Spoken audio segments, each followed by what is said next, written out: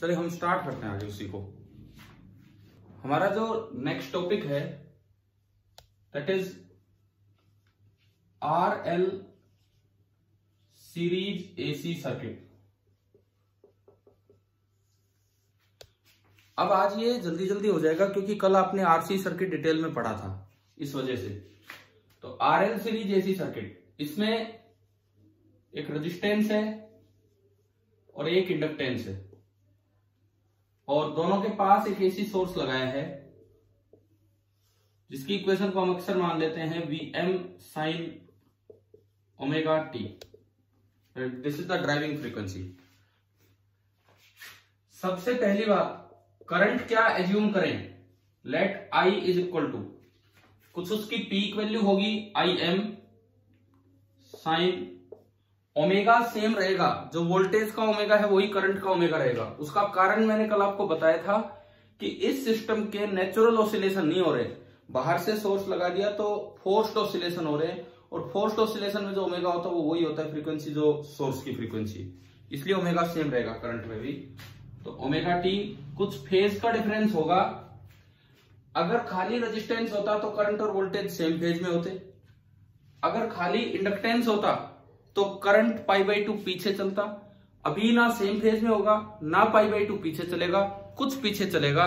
तो यहां हमने लिखा omega T minus phi naught. बताते चलो, क्या यहां तक क्लियर है? हाँ जी भाई, यहां तक क्लियर है आप लोगों को? आई कैसे हमने एज्यूम किया? ठीक है, बोला करो, कुछ जवाब दिया करो। तो आई रजिस्टर में से भी यही होगा, Im sine omega T minus phi naught. And I capacitor sorry inductor में भी यही होगा, Im sine omega T minus phi naught, क्योंकि ये सीरीज सर्किट है तो दोनों में करंट सेम रहेगा। चलो ठीक है, अब दोनों में करंट सेम है तो यहां से VR लिखवाओ और यहां से VL लिखवाओ। एक से VR लिखवाओ, एक से VL लिखवाओ। बोले भाई कोई भी बच्चा बोले VR की peak value voltage across register की, अगर करंट ये जा रहा है तो पीक वैल्यू होती है Im इंटू R, और वोल्टेज और करंट रजिस्टर में सेम फेज में होते हैं। एक बार जवाब दीजिए, क्या ये वाला समझ में आया आपको कि IR से हमने VR कैसे लिखा?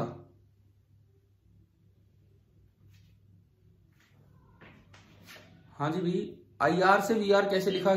ठीक है, तो IL से VL लिखो, IL से VL। यहां पीक वैल्यू है IMR, यहां पीक वैल्यू क्या होगी? यहां पीक वैल्यू क्या होगी? Im into XL sine.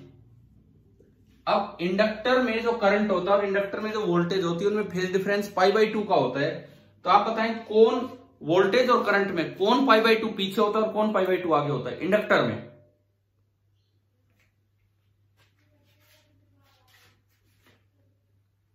अब थोड़े बोलते रहो, जवाब देते रहो। इंडक्टर में कौन आगे होता है, कौन पीछे होता है? वोल्टेज आगे होती है। हाँ, तो वोल्टेज आगे होती है तो इसको आगे करना है, omega T minus phi naught plus π/2। देखो सेम कल वाला तरीका है, अगर आपने ट्राई किया हो तो बहुत अच्छी बात है। हमने पहले अपनी समझ से करंट एज्यूम किया, माइनस इसलिए क्योंकि इंडक्टर है, फिर वही करंट रजिस्टर में वही इंडक्टर में, उन दोनों से मैंने VR और VL लिखा। अब मैं एक ट्रिग्नोमेट्रिक इक्वेशन बनाऊंगा। ट्रिग्नोमेट्रिक इक्वेशन ये बनेगी कि जैसे ये प्लस माइनस V, तो यहां करंट आ रहा है, तो ये प्लस माइनस VR और ये प्लस माइनस VL। जब आप इसमें घूम के KVL लगाओगे तो KVL आपको इक्वेशन देगा कि V is equal to VR प्लस VL। तो कल की तरह ही एक ट्रिग्नोमेट्रिक इक्वेशन बनेगी। V जो वोल्टेज आपने अप्लाई की that is Vm sine omega T बराबर VR ये है IMR into sine of omega T minus phi naught plus VL this is Im XL into sine of omega T minus phi naught plus π/2, omega T minus phi naught and plus π/2। ये आपकी equation बनी। अब मैंने कहा था इसको solve करने के दो तरीके हैं, एक एनालिटिकल मेथड जो हम अभी फॉलो नहीं कर रहे हैं, और दूसरा आपका था कौन सा, बोलो, जो कल भी यूज किया था, सोल्विंग बाय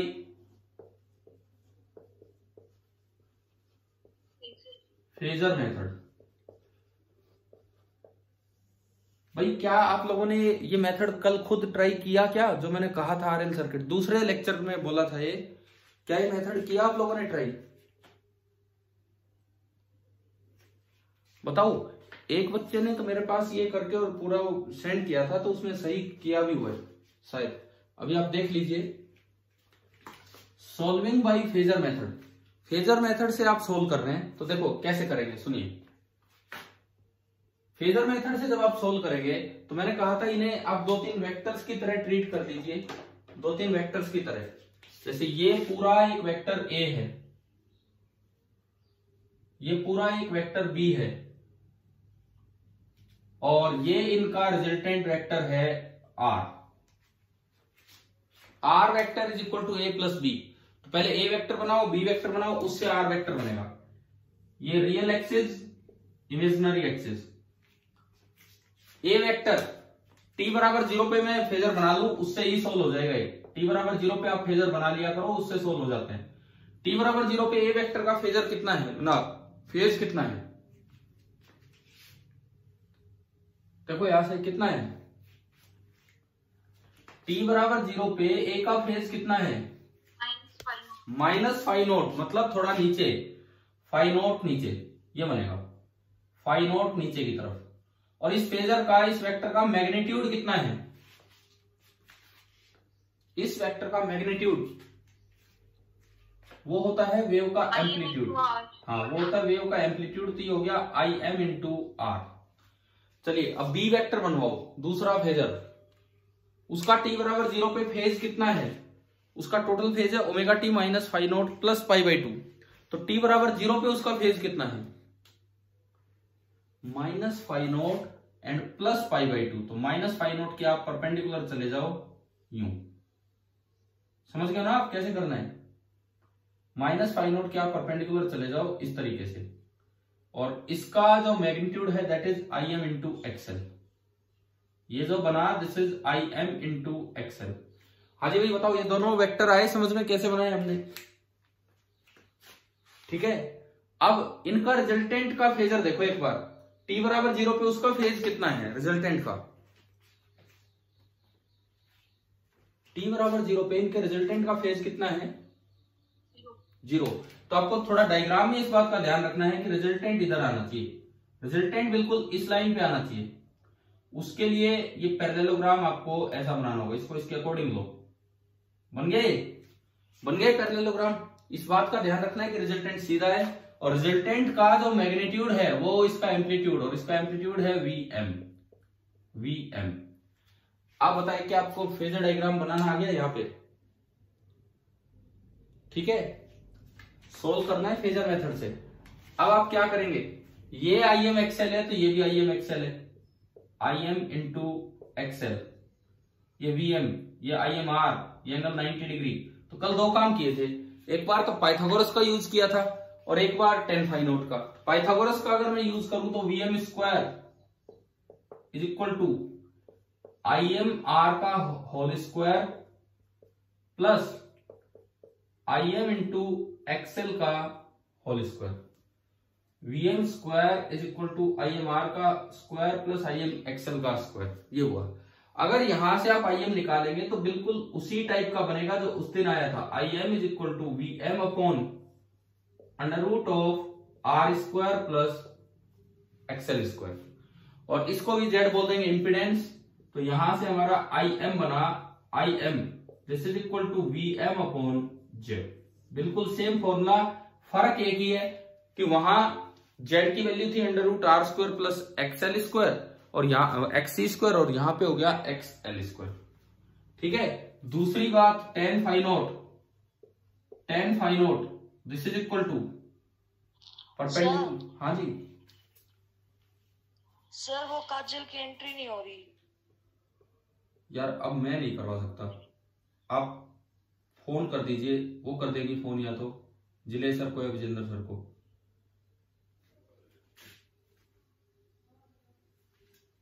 देखो अब इधर सुनो, या वो देखेंगे थोड़ी देर में एंट्री हो जाएगी। tan phi naught is equal to XL upon R, ये यहां से आ गया। tan phi naught is equal to XL upon R आया क्या? ये आया क्या समझ में? सेम फॉर्मूले जो उस दिन वाले बन गए, कल वाले।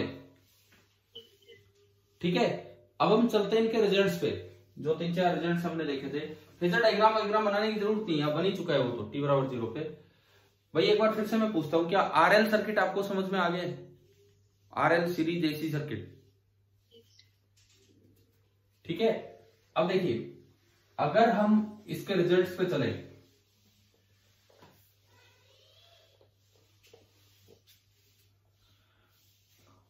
अगर किसी बच्चे ने कल वाला सेकंड वीडियो अटेंड ना किया हो तो वो जरूर कर ले, आज कर ले, आपके ग्रुप पे डाला भी गया है वो रिजल्ट्स। पहला रिजल्ट, एक हमने कल इंपीडेंस डायग्राम बनाया था,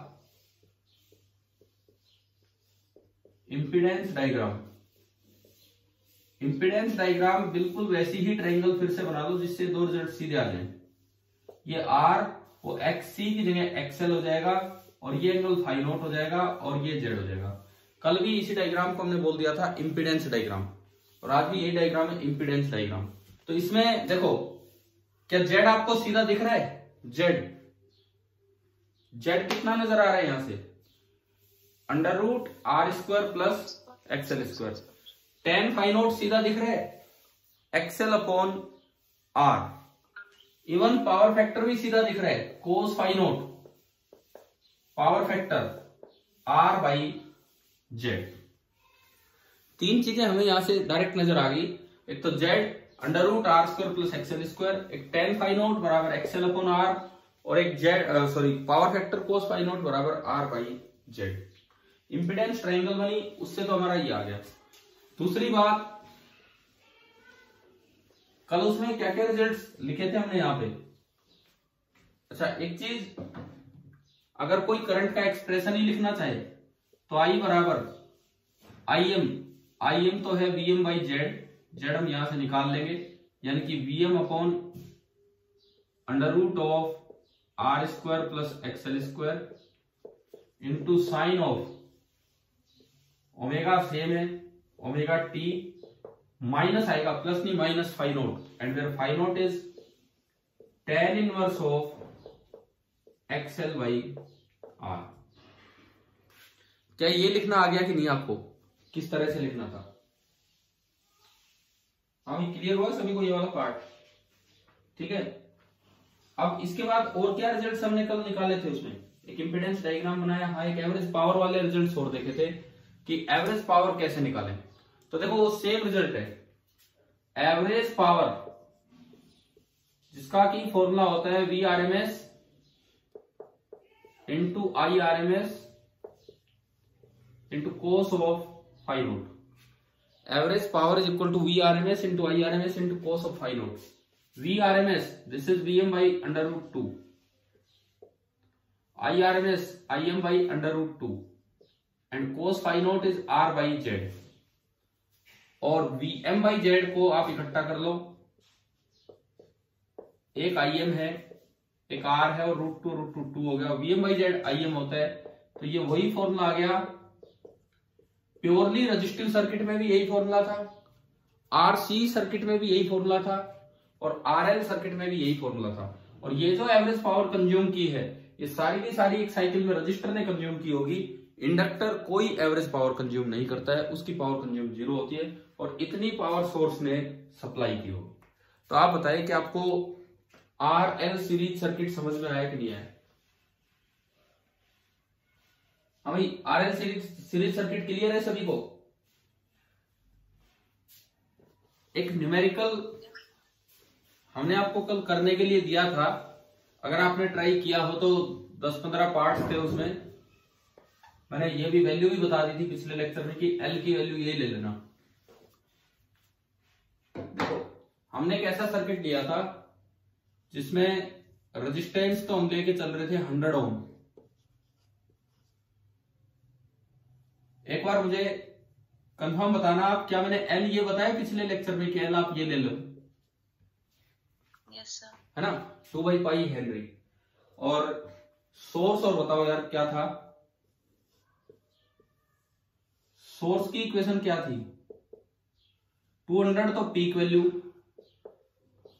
एक बार ये बोलोगे साइन के आगे क्या था कल जो सोर्स लिया था उसमें? क्या किसी ने ट्राई नहीं किया? क्यों? 100πt, अब मुझे एग्जैक्ट याद नहीं है, प्लस π/3 लिखा था कि π/6 लिखा था। थोड़ा याद आ रहा क्या यही इक्वेशन थी क्या कल, सोर्स इक्वेशन? ठीक है, अगर नहीं देखा है तो पिछला लेक्चर जरूर देखें, उसके बाद इन पे बढ़े आगे आप। अब देखो, अब इनमें बहुत सी चीजें, कल 15 पार्ट हमने सोल्व कर दिए थे, वहां पे करते करते 15 पार्ट पे हम चले गए थे।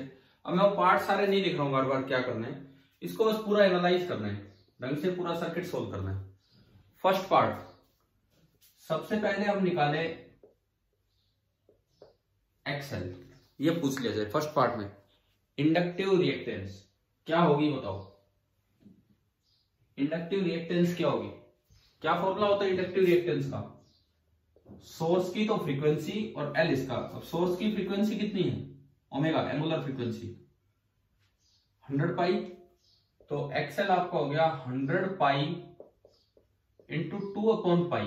पाई से पाई गया और एक्सएल निकल के आ गया 200 ओम। कल जो सवाल लिया था उसमें एक्सी 100 ओम ही निकल के आया था, तो मैंने थोड़ा सा चेंज करके दिया कि एक्सएल आ गया 200 ओम। एक्सएल आ गया आपका 200 ओम। सेकेंड पार्ट, आपसे जेड पूछ लिया जाए, इंपिडेंस, तो आप इंपिडेंस डायग्राम सोचोगे तो आर है 100, एक्सएल है 200, तो जेड आपका बनेगा √100² प्लस 200²। तो 100 तो बाहर आ गया और 2² प्लस 1² 100√5 ओम। कल बना था 100√2 ओम, आज बना है 100√5 ओम। अभी बोलो यहां तक समझ में आ रहा है कि नहीं? ठीक है। तीसरी चीज, आप बताओ पावर फैक्टर क्या होगा? आप बताइए कि इस सर्किट में पावर फैक्टर क्या होगा? एक इंपिडेंस ट्राइंगल अपनी सोच के रखो, इंपिडेंस ट्राइंगल आर 1/√5। हाँ एक मिनट, ये 100, ये 200, तो ये आ गया 100√5 और ये 5/0। तो अगर हम यहां से देखें तो पावर फैक्टर R/Z, तो R/Z करेंगे तो कितना आ रहा है? 1/√5, यही आपका होगा पावर फैक्टर cos 5/0। चौथी चीज, power factor angle. Power factor angle आप tan 5/0 से निकाला करो, tan इनवर्स में देते हो, तो tan 5/0 यहाँ पे 2 है, तो ये आपका हो गया tan इनवर्स 2, जो कि नियरली 63 डिग्री होता है। डिग्री को छोड़ो आप बताओ क्या ये चार पार्ट, पहले चार पार्ट समझ में आ गए? हमें क्लियर हुआ ना सभी को? ठीक है। अब मैं कल वाला वीडियो देख लेना, उसमें 15 पार्ट्स करवाए आरसी सर्किट में, कहीं एक्सप्रेशन फॉर करंट, कहीं एक्सप्रेशन फॉर वीआर, वीएल, ये सब। अब मैं उतने पार्ट्स पे नहीं जा रहा हूं। पांचवी बात मैं पूछ रहा हूं, average power consumed. Average power consumed कितनी होगी? सीधा फॉर्मूला है एवरेज पावर कंज्यूम का, Im²R/2। Im जो होता है that is Vm/Z। Im is Vm/Z। Vm है 200 और Im जो है that will be equal to 200/100 यानी कि 2/√5। तो Im² यानी कि जो एवरेज पावर कंज्यूम हुई सर्किट में, Im का स्क्वायर तो 4/5 इंटू R 100/2, 10 से एक 10 गया तो ये आ गया 40 वॉट। अभी बताओ ये आया क्या यहां तक समझ में? ठीक है, ये आ गया 40 वॉट। अब मैं एक वो मीटर वाले क्वेश्चन और करवा देता हूं कि इन पे मीटर लगाया तो कितनी रीडिंग देंगे, वो सब पार्ट और हम देखें। सपोज मैंने एक वोल्ट मीटर यहां लगाया, AC volt meter, hot wire instrument V1, एक यहां लगाया V2 और एक यहां लगाया इन दोनों के पास V3 और एक यहां लगाया एमीटर। ये 4 चीजें हैं। आपको इन चारों की रीडिंग देनी है कि क्या आई होगी। आपको इन चारों की रीडिंग देनी है कि क्या आई होगी। सबसे पहली बात, रेजिस्टेंस के पास कितनी वोल्टेज ये वोल्टमीटर शो करेगा। देखो पहले आप इसकी निकाल लो करंट की रीडिंग। क्या आईएम है आपके पास? आईएम अभी निकाला आपने। आईएम कितना आया था? 2/√5। और ये मीटर्स कौन सी रीडिंग रीड करते हैं, कौन सी रीडिंग दिखाते हैं? Peak value, RMS value. तो मैक्सिमम वैल्यू पीक वैल्यू थी, यदि पीक वैल्यू से आरएमएस वैल्यू निकालनी तो √2 से डिवाइड कर दो। √2 से डिवाइड करते √2/5 बचा, यानी कि इसकी रीडिंग हमारे पास आ गई √2/5 एम्पियर। बताओ पहला पार्ट हुआ ये, किस तरह से इसकी रीडिंग निकालिए, √2/5 एम्पियर। दूसरा पार्ट ऊपर देखते हैं, रजिस्टर के पास जो वोल्टेज होगी उसकी रीडिंग। अब देखो सीधा है, IRMS आप निकाल चुके हो तो ये दिखाएगा VRMS। अब VRMS होता है IRMS इंटू R। तो V1 की जो रीडिंग होगी that will B IRMS into R। It means 100 into √2/5 volt. समझ में आया कैसे कैसे रीडिंग दी हमने? ठीक है। V2 इसकी रीडिंग क्या होगी? IRMS into XL। XL आपका निकला 200 ओम। XL आपका निकला 200 ओम। तो इसकी जो रीडिंग होगी वो होगी 200 इंटू IRMS, और IRMS है √2/5 और ये वोल्ट। ये वो RMS वैल्यू है जो इसके क्रॉस अपीयर होगी, ये वो RMS वैल्यू है जो इसके क्रॉस अपीयर होगी। क्या ये दोनों समझ में आ गए? हमें क्लियर है क्या? अगर IRMS आपने निकाल दिया तो उससे रीडिंग ऑफ रजिस्टर भी आ जाएगी और रीडिंग ऑफ इंडक्टर भी आ जाएगी, दोनों वोल्टमीटर्स की। क्लियर हो गया होगा यहां तक? ठीक है। अब इसके बाद V3 की रीडिंग। जिन बच्चों ने कल की क्लास अटेंड की है वो जवाब दें, क्या इसकी रीडिंग और इसकी रीडिंग का सम करूं तो V3 की रीडिंग आ जाएगी मेरे पास? बताओ, क्या V1 और V2 की रीडिंग का सीधा सम कर दूं तो क्या V3 की रीडिंग आ जाएगी या नहीं आएगी? No sir. नहीं, बिल्कुल नहीं आएगी। कल भी ये सिखाया था दूसरे लेक्चर में। तो आपको क्या ध्यान रखना है? फेज का। अब कल तो क्या था कि मैंने बीच में पिछले सवाल में एक्सप्रेशंस पूछ लिए थे, करंट का एक्सप्रेशन, VR का एक्सप्रेशन, VC का एक्सप्रेशन। उन दोनों एक्सप्रेशंस को देख के मुझे VR VC का फेज डिफरेंस पता लग गया था और फिर मैंने रिजल्टेंट रीडिंग दी थी। आज तो मैंने एक्सप्रेशन पूछे ही नहीं है। तो आज कैसे करें इस सवाल को? देखें, जो करंट रजिस्टर में से गया वही करंट इंडक्टर में से गया। तो दोनों में करंट तो सेम है, सेम फेज में है। अब रजिस्टर में जिस फेज में करंट होता है उसी फेज में वोल्टेज होती है। तो यानी कि इसके क्रॉस जो वोल्टेज है वो तो करंट के फेज में ही है। इंडक्टर में वोल्टेज π/2 आगे होती है। तो इसकी वोल्टेज तो करंट के फेज में है और इसकी वोल्टेज π/2 आगे है। तो दोनों की वोल्टेज में कितना फेज डिफरेंस हो गया? बताओ। π/2। इसकी वोल्टेज तो करंट के फेज में ही है, इसकी वोल्टेज करंट से π/2 आगे है और करंट दोनों में सेम है। तो इसका मतलब इसकी जो वोल्टेज है वो इससे π/2 आगे होगी। मतलब अगर मैं फेजर से देखूं तो VR इधर है और VR की रीडिंग ले लो। VR की रीडिंग है 100 इंटू √2/5। अब VL होगा यहां, इसकी रीडिंग ले लो। VL की जो रीडिंग है दैट इज 200 इंटू √2/5। तो जो रिजल्टेंट आएगा वो ये आएगा। तो ये आपकी V3 की रीडिंग होगी। इस तरह से निकालना होता है, इस तरह से हमें फेजर एडिशन करना होता है। तो अगर आप V3 की रीडिंग देखते हैं, अगर आप यहां V3 की रीडिंग देखते हैं तो क्या बनेगा? स्क्वायर करके ऐड करें तो V3 इज इक्वल टू √, इसका स्क्वायर तो 200 का स्क्वायर इंटू √2/5 का स्क्वायर हो जाएगा 2/5 प्लस 100 का स्क्वायर इंटू 2/5। ये आपका टोटल बना। इसको देखते हैं, आगे बढ़ाते हैं। एक तो 2/5 कॉमन है, अंडर के अंदर में बात करो, और एक 100 का स्क्वायर कॉमन है।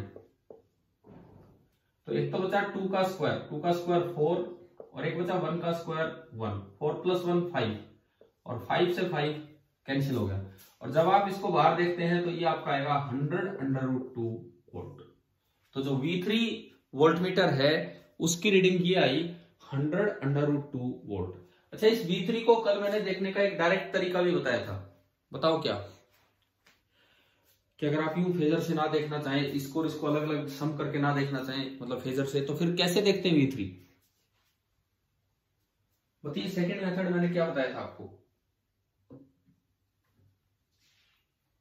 बोलो। कल मैंने एक चौथा वोल्टमीटर और लगाया था, बताओ भाई, क्या कल एक चौथा वोल्टमीटर और लगाया था क्या? Yes sir. तो उसकी और इसकी रीडिंग सेम आई थी। चौथा वोल्टमीटर हमने यहां नीचे लगाया था, यहां। तो एक्चुअली क्या है, ये 2 पॉइंट्स हैं, ये 2 पॉइंट सेम है, चाहे आप ऊपर देखो चाहे नीचे देखो। तो आपको इसकी रीडिंग देखनी, इसकी रीडिंग देखनी, फिर फेजर एडिशन करना। अगर इसकी बजाय डायरेक्ट खाली यही आता है तो आप ऊपर की बजाय नीचे आ जाओ, और नीचे इसकी पीक वैल्यू 200 है, तो आरएमएस वैल्यू कितनी होगी?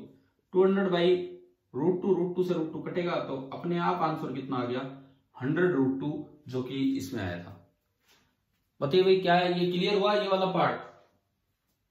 Yes sir. ठीक है। अब कई बार जैसे, ठीक है, हमने आरसी सीरीज कर लिया, आरएल सर्किट कर लिया, कई बार एक और क्वेश्चन आ जाता है, मतलब 15-15 पार्ट्स भी हो गए, ठीक है। एक और सवाल आ जाता है कि टाइम लैग बताओ between voltage maximum and current maximum. अब इस चीज का क्या मतलब है? जैसे चाहे कल का सर्किट हो चाहे आज का सर्किट हो, हमसे पूछा जाए कि find time lag between voltage maximum and current maximum. अगर ऐसे किसी भी सर्किट में इस तरह का सवाल आ जाए, जैसे कल किया था, आज किया है, कि वोल्टेज मैक्सिमम और करंट मैक्सिमम में टाइम लैग कितना है, तो इसका मतलब क्या है, फिर ये निकाले कैसे?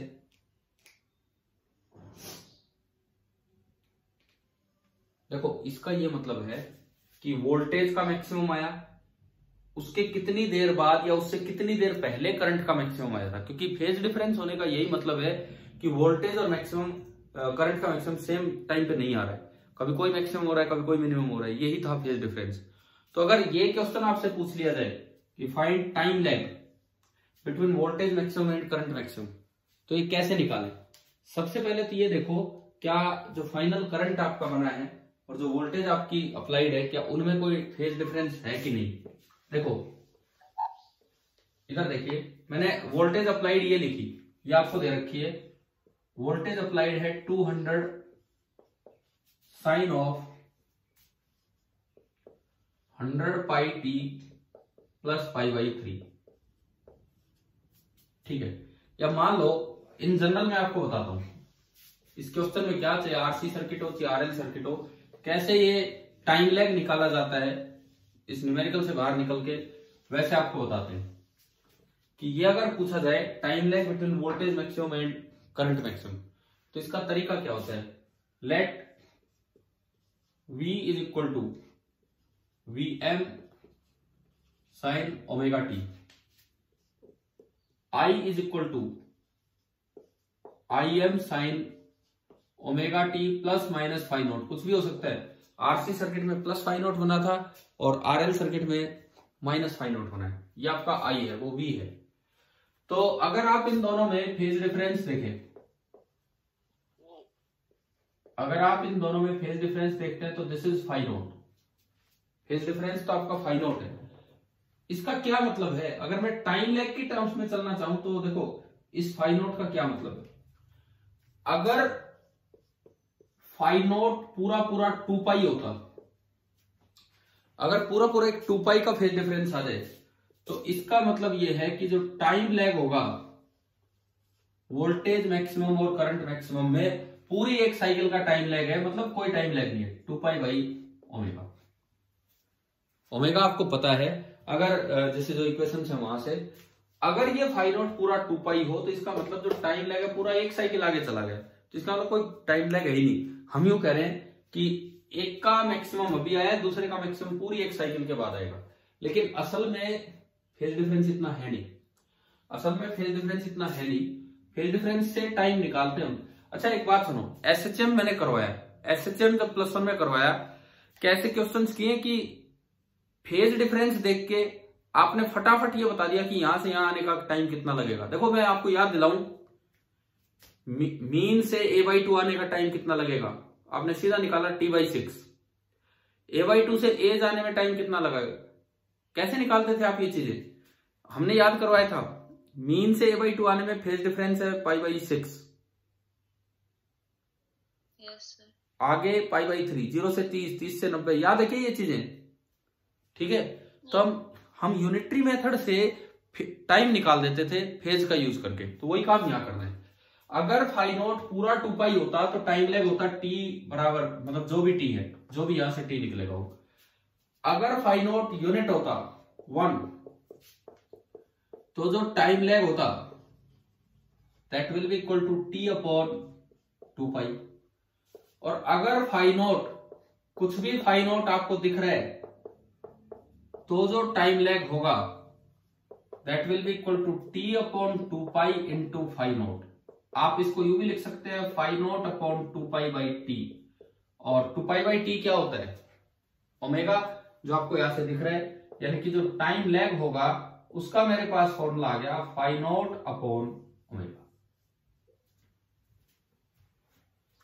अभी बताओ क्या है, टाइम लैग वाली बात आई क्या समझ में, कैसे निकालना होता है? ठीक है, जैसे सपोज मैं कल वाले क्वेश्चन में आपसे पूछता हूं टाइम लैग, क्योंकि कुछ बच्चों ने कल का क्वेश्चन अटेंड नहीं किया था, एक बार यहां बना देता हूं, देख लीजिए कि कैसे टाइम लैग निकाला जाता है। हमने आर लिया था 100 ओम, कल कैपेसिटेंस कितना लिया था, ये लिया था क्या 100/π माइक्रोफेराड। अरे बोलो तो सही, किसी ने तो अटेंड की होगी वो क्लास, कि ये लिया था 100/π माइक्रोफेराड। और ईएमएफ कितना लिया था, जो वोल्टेज नीचे दी, 200 sin 100πt प्लस π/3 वोल्ट। ये वाला सवाल मैंने कल करवाया था सेकेंड लेक्चर में। तो यहां से जब आप कैलकुलेट करते हो तो जो XC निकल के आया था 1/ωc, वो भी 100 था। यहां पे XC बना था 100 ओम। बाकी सब आप करते रहेंगे, मैं एक बार फाई नोट पे आ रहा हूं। आपने इंपिडेंस ट्रायंगल बनाई, ये फाई नोट, ये R 100, ये XC 100, ये 100√2। तो फाई नोट बताओ यहां से कितना है, फाई नोट रेडियन में होता ना, ऐसे नहीं, रेडियन में बताओ कि फाई नोट कितना है।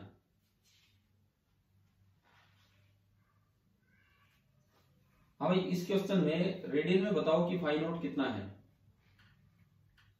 π/4। π/4। तो फाई नोट आपका आया π/4, 45 डिग्री। तो अब मुझे बता दो कि टाइम लैग कितना है इस सर्किट में, वोल्टेज मैक्सिमम और करंट मैक्सिमम में टाइम लैग कितना है।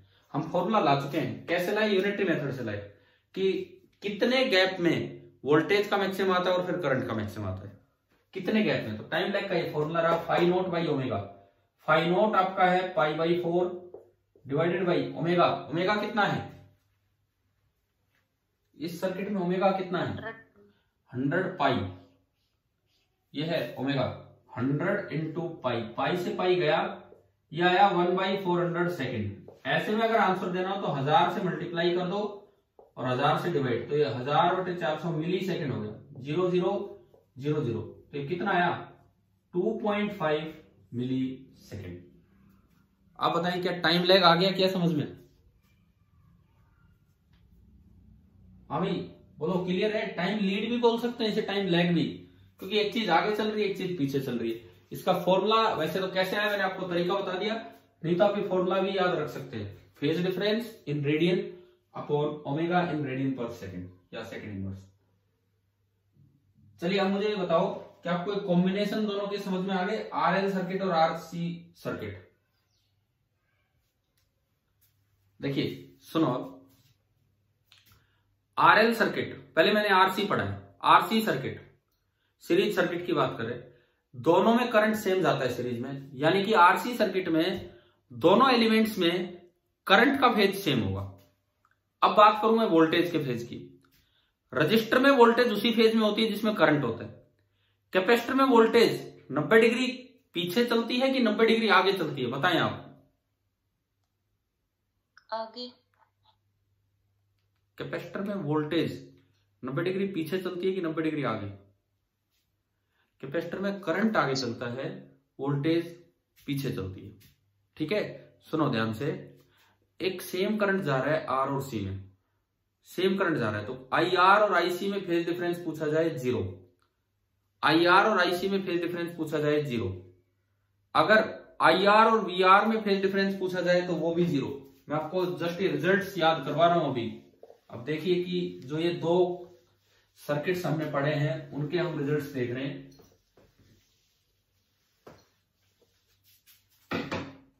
एक हमने पढ़ लिया RC circuit, then RL.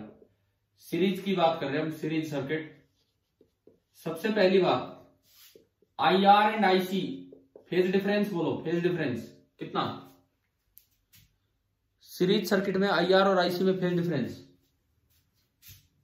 Series में तो करंट सेम ही तो होता है दोनों में, तो फेज डिफरेंस कितना? 0। यहां मैं फेज डिफरेंस लिख रहा हूं इस साइड। अब आप बताओ I R and V R phase difference कितना? ये तो चीज कोई भी सर्किट आ जाओ, आई आर और वी आर में फेज डिफरेंस हमेशा कितना होता है? 0। अब मैं बात करूं IC and VC, phase difference कितना? π/2। VC lags by π/2। वीसी पीछे चलेगा, करंट आगे चलता है। अब देखो वी आर का फेज तो वही है जो आई आर का है, और वीसी आईसी से पीछे है, और आई आर आईसी का फेज सेम है। इसका मतलब वी आर अगर आप यूं दिखाते हो, वी आर अगर आप यूं दिखाते हो तो जो वीसी बनेगा वो π/2 पीछे बनेगा। यानी कि वी आर एंड वीसी इनमें बोला जाए तो फेज डिफरेंस π/2 होगा, and VC lags behind V R by π/2। क्या ये वाला रिजल्ट आ गया समझ में? पहला आरसी सर्किट। ठीक है, अब देखो आरएल सीरीज सर्किट की मैं बात करूं। RL series circuit, RL series circuit में I R and I L दोनों का फेज क्या रहेगा? I R and I L दोनों का फेज सीरीज सर्किट में 0। ना फेज सेम, 0 नहीं, फेज सेम रहेगा, और फेज डिफरेंस कितना रहेगा? 0। आई आर और वी आर हमेशा सेम फेज में होते हैं। अब आई एल और वी एल में वोल्टेज लीड करती है। आई एल और वी एल में जो वोल्टेज होती है वो लीड करती है बाई π/2। तो अगर आप वी एल और वी आर को देखेंगे, V R and V L, तो यहां से पता लग रहा है, समझ में आ रहा है कि वी आर तो करंट वाले फेज में और वी एल लीड कर रही है। तो वी एल लीड कर रही है तो इसका मतलब यहां भी वी एल लीड करेगी, लेग्स बिहाइंड की बजाय लीड्स वी आर बाई π/2। और ये जो वीसी तो नीचे बना था इसके मुकाबले, और जो वी एल बनेगा वो ऊपर बनेगा। तो ये दो सर्किट्स आपको अच्छे तरीके से समझ में आ गए कि नहीं? RL series circuit and RC series circuit. बोलो एक बार, कोई कंफ्यूजन है इसमें? ठीक है, अब बात आती कि एलसी, हम दो के कॉम्बिनेशन ले रहे हैं। अब बात आती कि एलसी, तो आप थोड़ा सा एक बार सोचिए इधर जो मैं बताऊंगा। हम तीसरे नंबर पे, तीसरा नहीं बोलता मैं, पहले 3 सर्किट देखो। पहला circuit pure R, second pure L, third pure C, fourth हमने लिया आर सी, फिफ्थ हमने लिया आर एल, सिक्स्थ होना चाहिए एल सी, लेकिन हम लेंगे आर एल सी। कारण, उसका कारण सुने।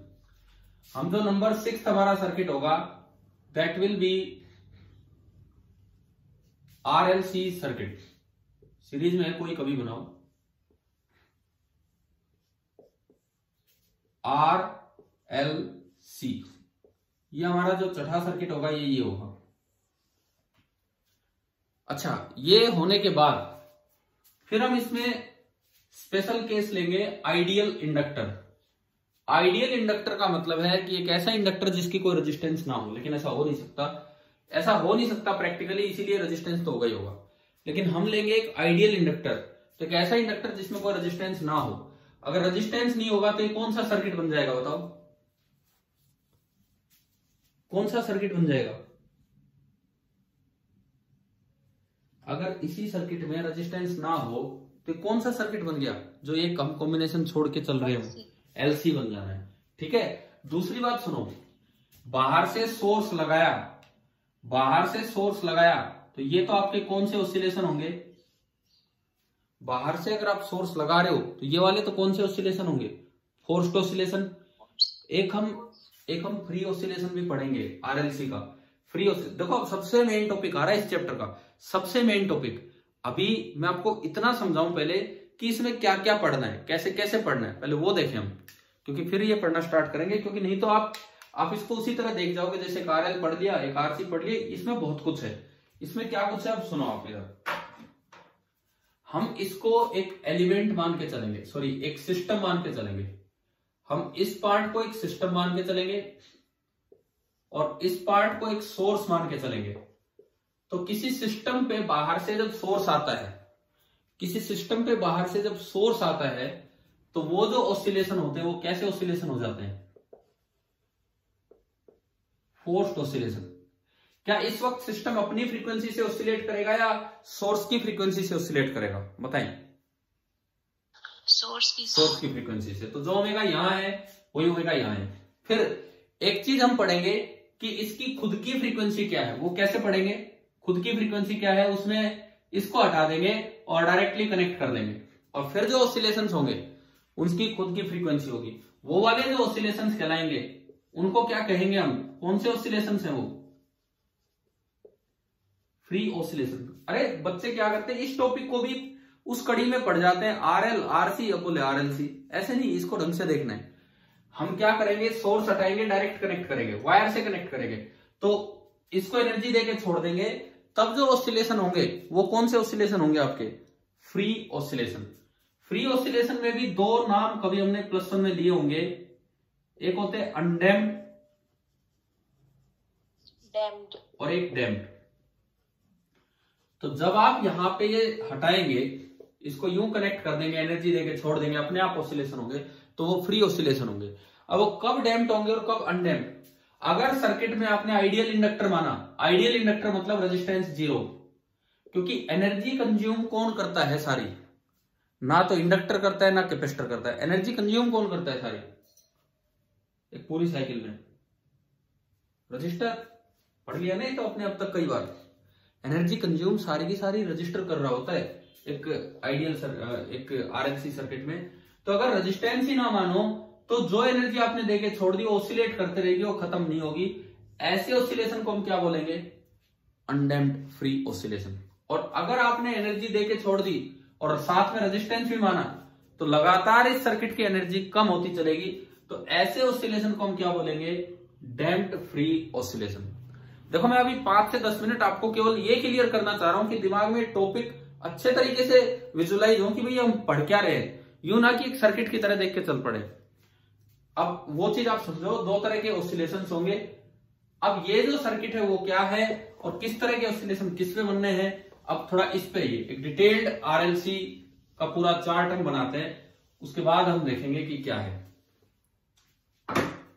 देखो हम एक आरएलसी अरेंजमेंट पे गए, आरएलसी अरेंजमेंट पे यहां पे दो तरह की चीजें हैं। सबसे पहला फ्री ऑसिलेशंस, फ्री ऑसिलेशंस। दूसरा आपका होगा फोर्स्ड या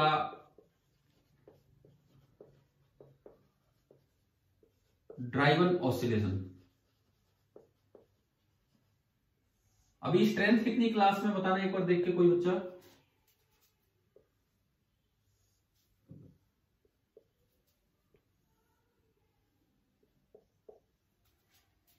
बताओगे मुझे कितने प्रेजेंट है अभी? 16 स्टूडेंट्स हैं। 16 है बस, कोई बात नहीं। तो आप 16 बच्चे ढंग से समझो कि कौन कौन से टॉपिक में क्या आना है। फ्री ऑसिलेशंस में भी हम दो पढ़ेंगे, एक अनडैम्प्ड फ्री ऑसिलेशंस और एक हम पढ़ रहे होंगे डैम्प्ड फ्री ऑसिलेशंस। अब एक बार आप सर्किट डायग्राम सुनो। ये पूरा +1 बन गया, पूरा +1 का ऑसिलेशन बन गया। जो आखिरी पार्ट था, जो बहुत से बच्चे तो पढ़ के नहीं जाते, वो सोचते हैं कि हमारे सिलेबस में तो खाली बस अनडैम्प्ड SHM है और कुछ नहीं है, उसको वही फिनिश कर लेते हैं, जबकि इतना कुछ आपके +1 के सिलेबस में होता है। तो वो चीजें यहां काम आएंगी, वहां पढ़ी है नहीं पढ़ी है, यहां काम आएंगी। देखिए फ्री ऑसिलेशंस मैंने इसीलिए कल बोला था कि एक बार अपना +1 के वो नोट्स का वो आखिरी पार्ट रिवाइज कर लो, कम से कम अगर नहीं किया तो आज एक बार कर लो। समझ में आ गया है कि आपको अगले टॉपिक के लिए कितना जरूरी है काम? कौन सा पार्ट? ऑसिलेशन में जो अनडैम्प्ड, डैम्प्ड, रेजोनेंस, इस तरह की चीजें बताई थी, वो वाला पार्ट। ठीक है, मेरे पास एक बच्चे की कॉपी के फोटोस्टेट पता नहीं अब है कि नहीं है, ध्यान ही नहीं है मुझे। किसी बच्चे के पास हिसाब से नोट्स हो, अगर किसी बच्चे के पास उस +1 के हिसाब से नोट्स हो तो एक बार ये वाला पार्ट की फोटो खींच के PDF बना के मुझे देना, ताकि मैं ग्रुप पे डाल सकूं, ताकि बच्चे पढ़ लें। देख लो अनडैम्प्ड और डैम्प्ड, ये देखते हैं हम। अनडैम्प्ड फ्री ऑसिलेशन में क्या होगा, एक इंडक्टर होगा और बस एक कैपेसिटर होगा, और कैपेसिटर की चार्जिंग करके छोड़ दिया जाएगा, और ये एक वायर होगी। कोई रेजिस्टेंस नहीं होगा, तो कैपेसिटर में एनर्जी लेके छोड़ी, कभी वो इधर आएगी कभी इधर आएगी, और इस तरह से करंट ऑसिलेट करेगा, और ये लगातार चलता रहेगा। ये जो आपके ऑसिलेशंस हैं, ये फ्री ऑसिलेशंस हैं, और ये अनडैम्प्ड ऑसिलेशंस हैं। ये L, ये C। एक चीज मैं आपको अभी बता रहा हूं, इस वक्त जो इसकी नेचुरल फ्रीक्वेंसी होती है, ω_n से मैं डिनोट कर रहा हूं, ओमेगा नेचुरल, उसका फॉर्मूला निकल के आता है, हम करेंगे डेराइव 1/√LC। ये आप याद रखें कि एक natural frequency of the system जो होती है, इस सिस्टम की, LC सिस्टम की जो ओमेगा नेचुरल होती है, दैट इज 1/√LC। इस तरह से है, और इसमें ऐसे ऑसिलेशंस होंगे जो लगातार अपना एम्पलीट्यूड मेंटेन करके चलेंगे। डैम्प्ड फ्री ऑसिलेशन का सर्किट क्या बनेगा, L के साथ एक R और आ जाएगा, एक L होगा, एक C होगा, और इसको आप सीधा कनेक्ट कर देंगे, RLC, और सीधा कनेक्ट कर देंगे, और इसको चार्ज देके छोड़ दिया। अब जैसी एनर्जी ऑसिलेट होगी, बार बार करंट इधर उधर जाएगा, तो रजिस्टर में से करंट जाएगा, तो हीटिंग इफेक्ट की वजह से कुछ एनर्जी लगातार नष्ट होती जाएगी, और इसका एम्पलीट्यूड लगातार डिक्रीज होता जाएगा। जैसे यहां का एम्पलीट्यूड मेंटेन रहेगा, लेकिन यहां अगर आपको ध्यान हो, ग्राफ इस तरह का चलता था कि एम्पलीट्यूड एक्सपोनेंशियली डिक्रीज करता है, यूं। थोड़ा याद आ रहा है कि नहीं +1 से ये वाले पार्ट्स? बोलो।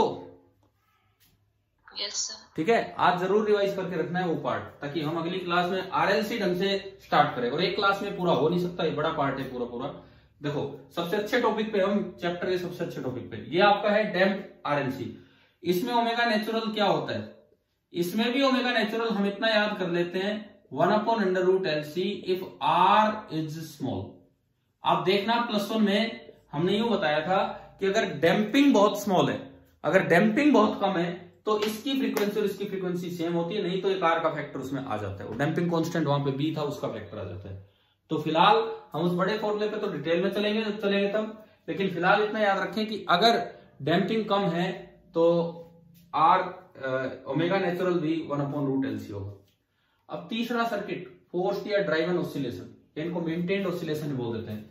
इसी सर्किट में बार बार एनर्जी का नुकसान हो रहा है, क्योंकि कुछ पार्ट एनर्जी रेजिस्टेंस खाता जा रहा है, तो जितनी पार्ट रेजिस्टेंस खा जाए उतनी बार से देते चलो, जितना ये खाए उतना बार से देते चलो। तो उसके लिए आपने क्या किया, एक सोर्स लगा दिया, RLC, और ये RLC, और ये साथ में एक सोर्स लगा दिया इस तरह से। तो अब क्या होगा, V = VM sin, अब दो ओमेगा है, इसकी एक नेचुरल ओमेगा जो ये मैंने लिखा हुआ है, और ये नीचे वाले की होती है ड्राइविंग ओमेगा, ये है।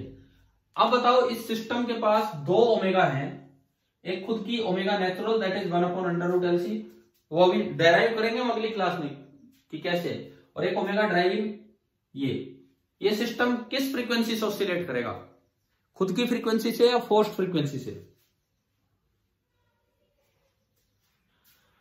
बताइए, ये सिस्टम किस फ्रीक्वेंसी से ऑसिलेट करेगा, खुद की फ्रीक्वेंसी से, सोर्स की फ्रीक्वेंसी से? ये भी हमने पढ़ा है, ये कल भी जिक्र हो चुका इस चीज का कि जब ये बाहर से कोई ऑसिलेशन देने आएगा तो ये सिस्टम सोर्स फ्रीक्वेंसी से ऑसिलेट करेगा, खुद की फ्रीक्वेंसी से ऑसिलेट नहीं कर पाएगा।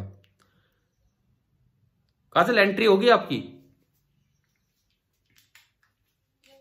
ठीक है, देखो क्या एक रेजोनेंस वर्ड पढ़ा था हमने +1 में, रेजोनेंस?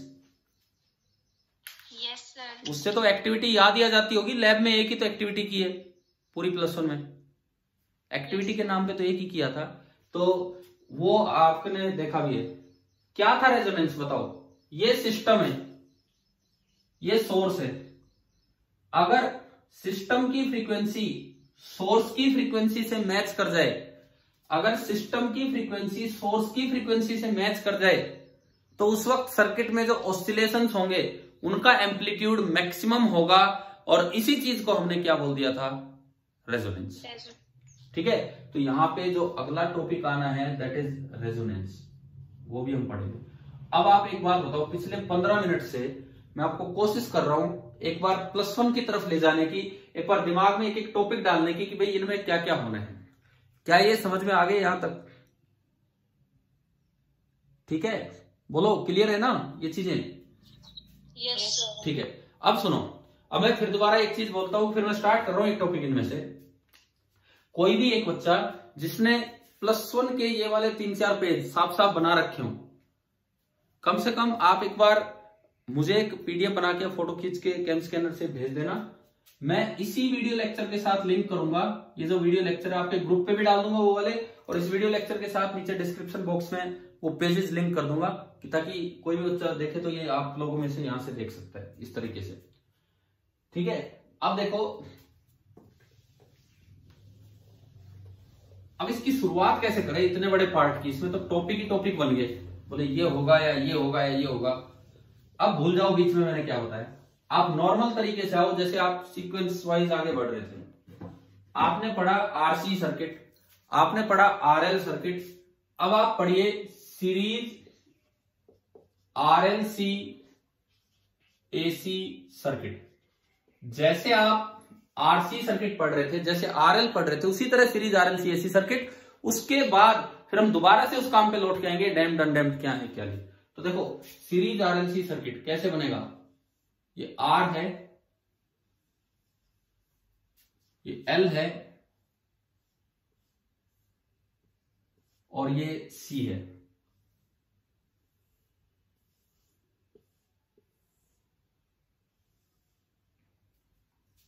और आप जो नॉर्मल तरीके से पढ़ रहे थे that is Vm sin omega t। हाँ भाई, यही तो तरीका था हमारा अभी तक पढ़ने का। हमने तो बीच में पता नहीं आपको क्या क्या बता दिया इसमें, लेकिन अब लौट के आगे दोबारा जो तरीका था सर्किट सिस्टम उस तरीके से। अब मुझे current as a function of time मानना है, तो let I is equal to I की मैक्सिमम वैल्यू साइन ओमेगा। इसमें जो करंट आएगा वो ओमेगा नेचुरल से चलेगा या ओमेगा इससे चलेगा जो सोर्स का ओमेगा है, सोर्स वाले से। तो आपको यही ओमेगा लिख देना है, ओमेगा टी। अब साथ में कुछ फेज डिफरेंस होगा फाई नोट। अब एक चीज मुझे नहीं पता कि वो ज्यादा होगा या कम होगा। क्यों नहीं पता? क्योंकि सर्किट में इंडक्टर भी लगा है और सर्किट में कैपेसिटर भी लगा है। अगर केवल कैपेसिटर लगा होता, अगर रेजिस्टेंस के साथ केवल कैपेसिटर लगा होता तो करंट लीड करता, तो मैं मानता प्लस फाई नोट। अगर केवल इंडक्टर लगा होता तो करंट लैग करता, तो मैं मानता फाई नोट। अब कैसे डिसाइड करें कि करंट लीड करेगा या लैग करेगा? अब कैसे डिसाइड करें कि करंट लीड करेगा या लैग करेगा? तो उसका तरीका सुनो। आप पहले निकाल लो XL, that is omega into L. Omega ये लेना है सोर्स वाला। फिर आप निकाल लीजिए XC, that is 1 omega into C. पहले आपने निकाला एक्सएल, फिर आपने निकाला एक्ससी।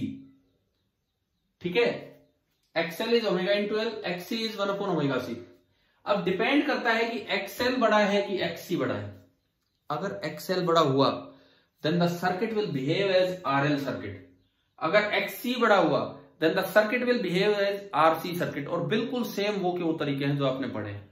कोई भी एक केस हम लेते हैं। मैं चाह रहा हूं कि एक केस भी मैं अगर आपको बता दूं तो दूसरा केस आप खुद कर लेंगे।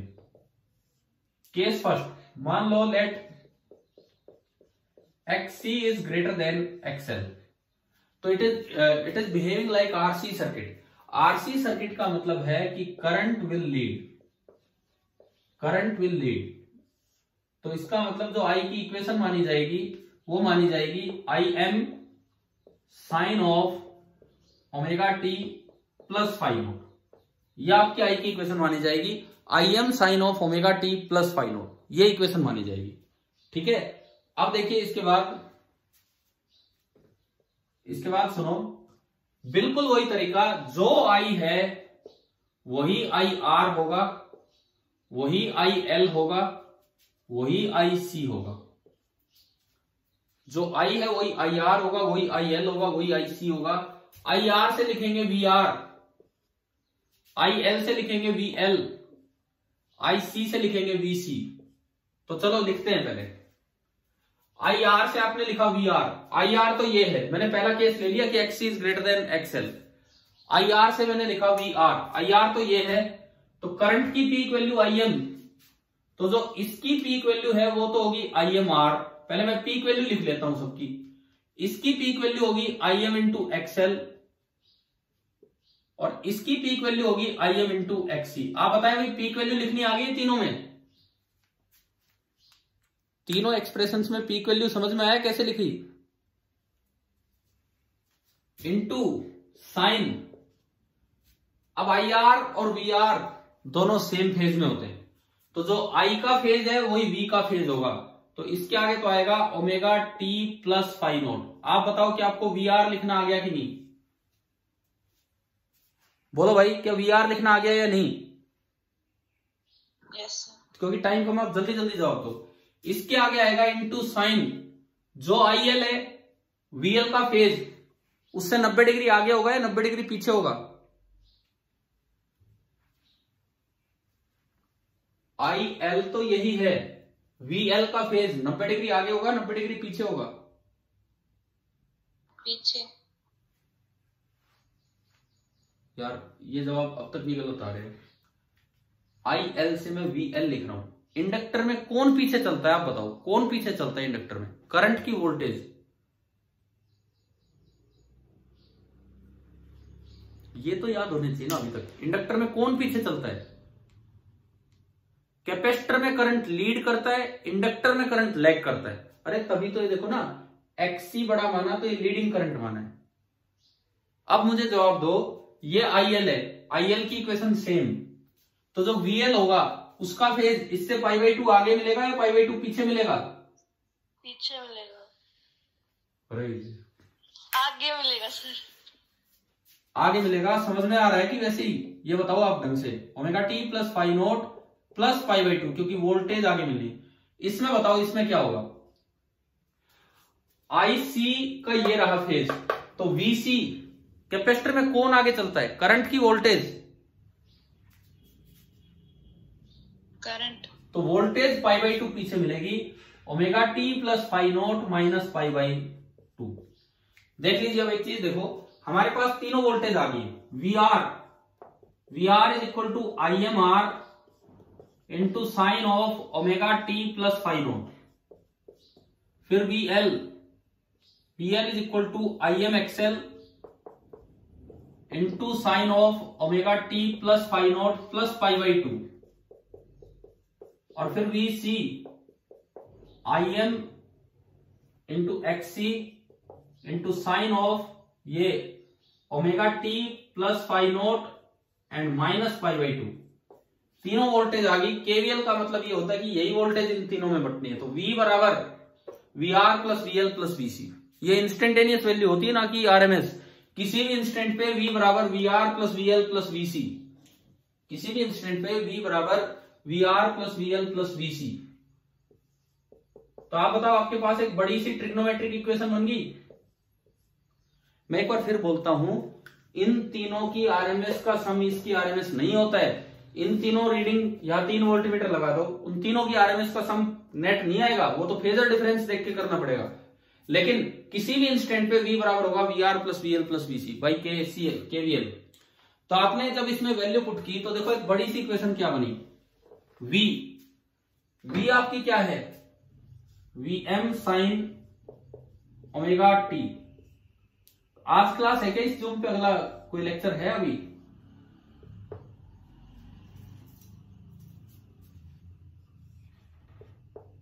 We R IMR into sine of omega T plus phi naught, पहली चीज, plus VL IM XL into sine of omega T plus phi naught plus pi by 2